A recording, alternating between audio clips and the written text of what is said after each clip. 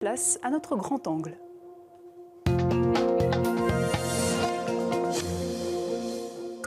Elle nous fascine ou nous effraie, nous questionne aussi. En somme, elle ne nous laisse pas indifférents. L'expo Inextricabilia à la Maison Rouge à Paris. La commissaire de l'expo est avec nous. Elle est également docteure en histoire de l'art, professeure à l'université de Lausanne notamment, ou encore auteure de l'ouvrage L'art brut, publié chez Flammarion. Lucienne Perry, bonsoir. Bonsoir.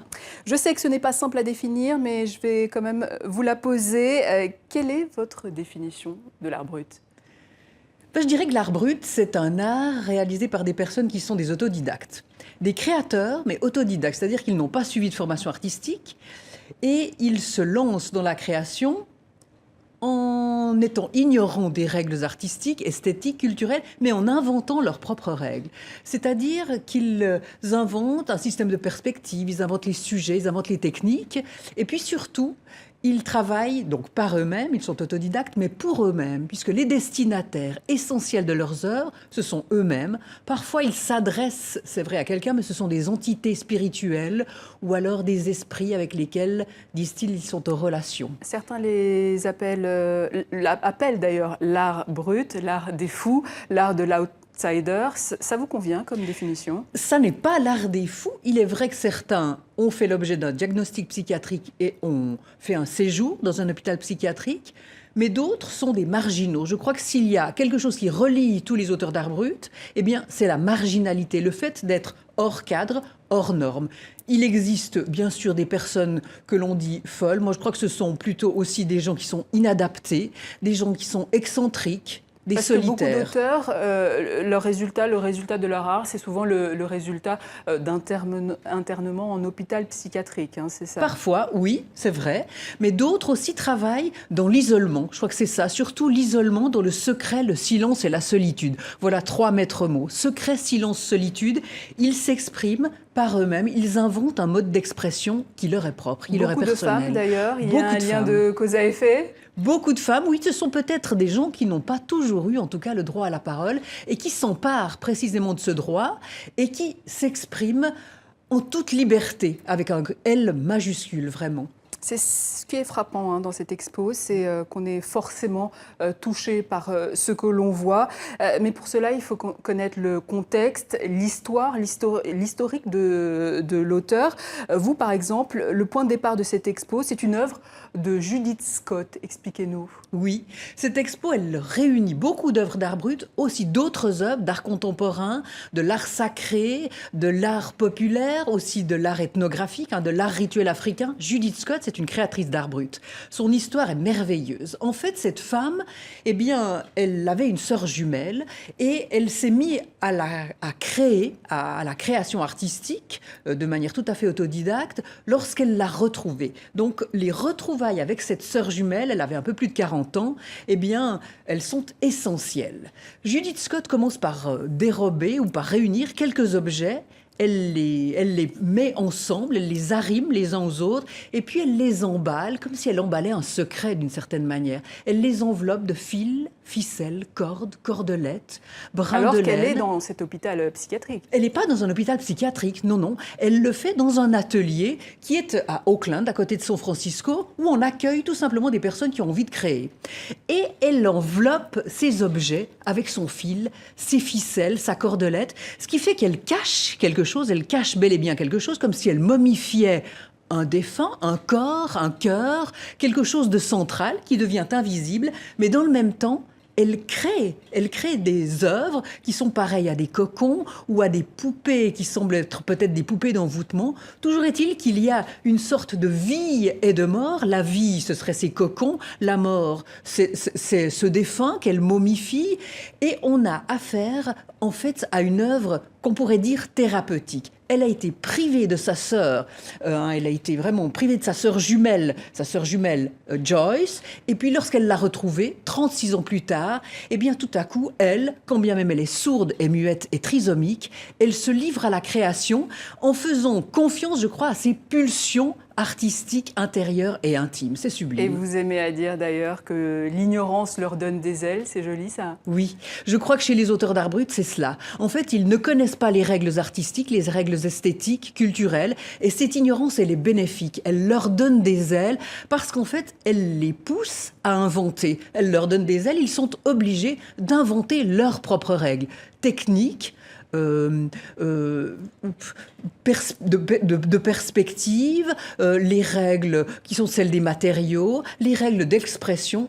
Et cela les pousse à inventer une création qui a aussi une part de résistance. C'est une résistance silencieuse, certes, pacifiste, mais une résistance puisqu'en fait, ils se donnent le droit à la parole qu'on ne leur a pas donné ou presque pas. Qu'on leur a enlevé. Oui.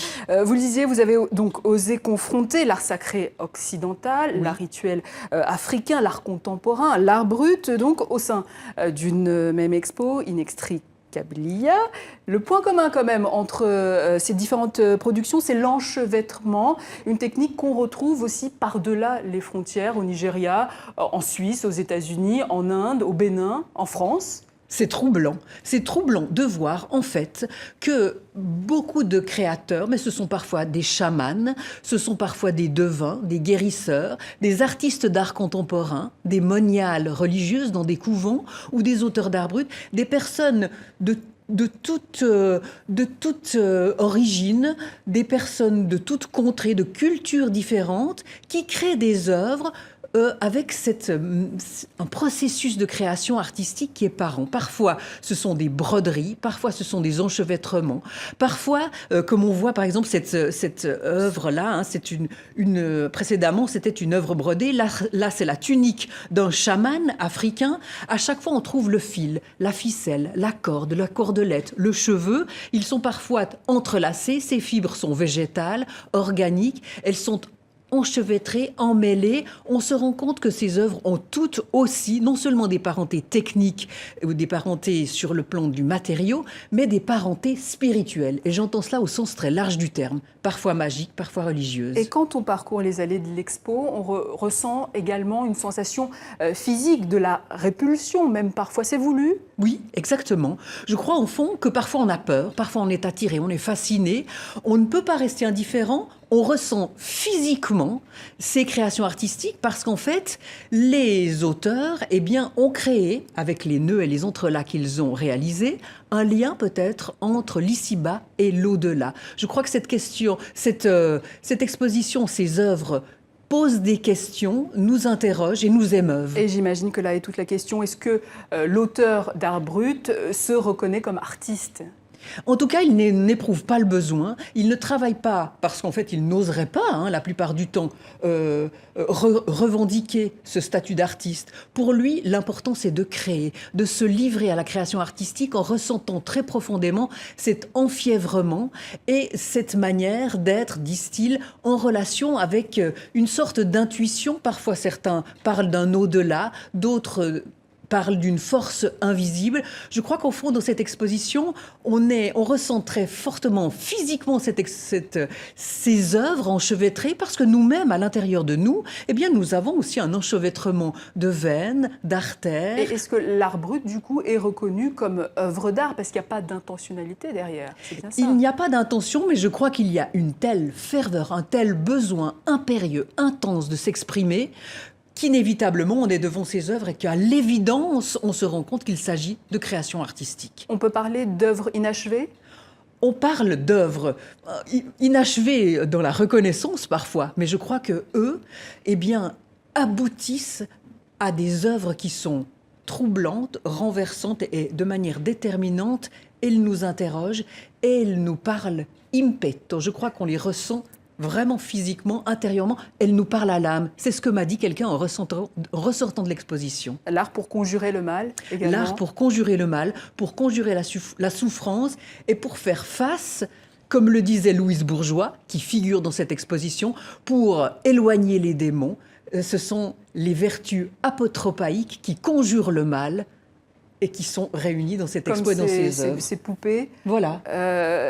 C'est là aussi qu'on retrouve, on se dit que la frontière entre l'artisanat et l'art est mince. Moi, je crois en tout cas que ces œuvres, celles que l'on voit ici, sont celles de Michel Nedjar. Il a voulu contrecarrer ces troubles et ces souffrances qu'il a ressenties pour les personnes de sa famille, pour les Juifs d'une manière générale. La plupart des membres de sa famille sont mortes dans des camps nazis.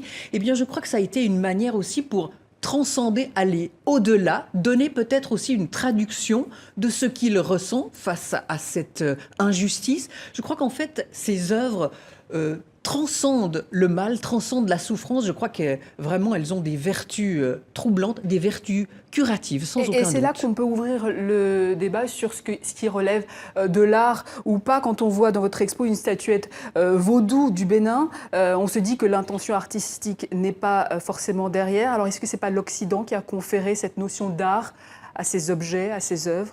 En tout cas, ce que je constate, c'est que notre Occident, très souvent, est désenchanté et que dans de très nombreuses communautés, dans de très nombreux pays, il n'y a pas cette nette dissociation entre le poétique et le quotidien, entre l'au-delà et l'ici-bas. C'est ce que relevait aussi l'ethnologue Claude Lévi-Strauss.